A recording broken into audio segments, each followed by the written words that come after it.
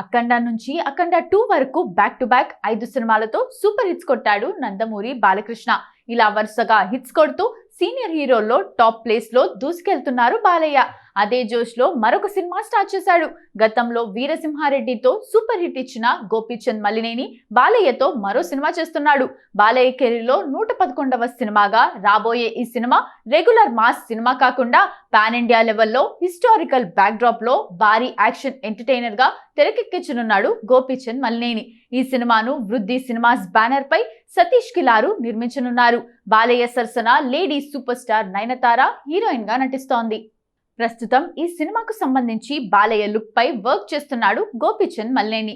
బాలయ్య ఆస్థాన విద్వాంసుడు నందమూరి తమన్ మరోసారి బాలయ్య సినిమాకు సంగీతం అందించబోతున్నాడు.